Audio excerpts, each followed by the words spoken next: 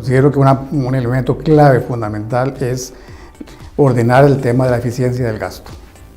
Es decir, los recursos son escasos y deben ser usados de la manera más eficiente posible.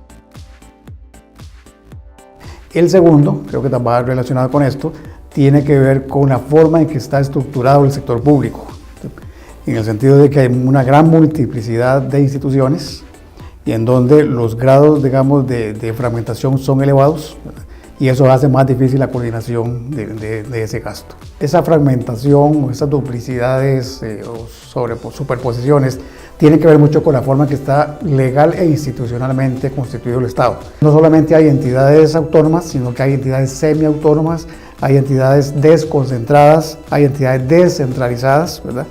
Entonces ahí es donde comienza a dispersarse, digamos, el poder de decisión. En la medida que hay ciertas entidades que se rigen bajo lineamientos del Ministerio de Hacienda y otros bajo la Contraloría General de la República, ahí se partió, ¿verdad?, el Estado, ¿verdad?, se fragmentó, y entonces ahí me parece que habría que revisar. Claro, no es fácil porque hay leyes específicas que crean una entidad, hay incluso a nivel de constitución otras, ¿verdad?, pero sí sería bueno, me parece, analizar cuáles son, digamos, los costos y beneficios de cada una de estas instituciones, identificar esas duplicidades, esas superposiciones, ¿verdad?, o traslapes, ¿verdad?, de manera que ir compactando entonces los recursos. En algunos países existen leyes que tienen una caducidad. Entonces, revisar, por ejemplo, si los objetivos de una institución que fue creada en cierto momento son vigentes actualmente, ¿verdad?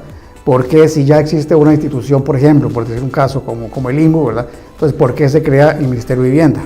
Por un caso, ¿verdad?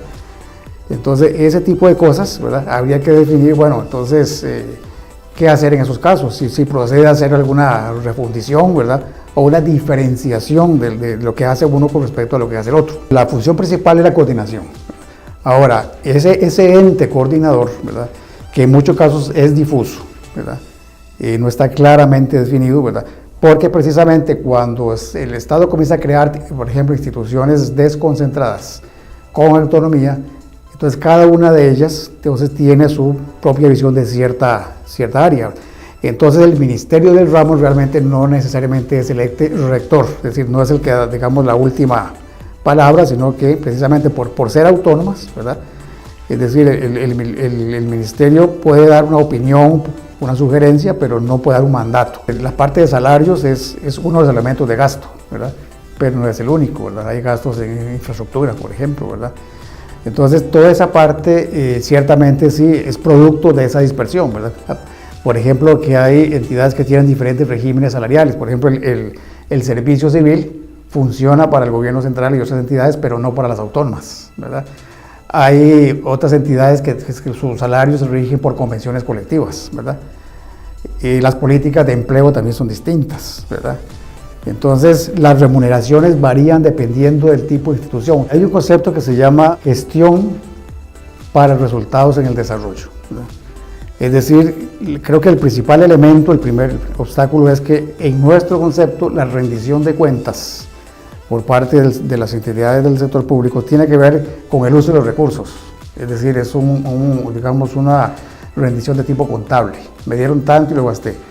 La pieza que falta ahí es los resultados.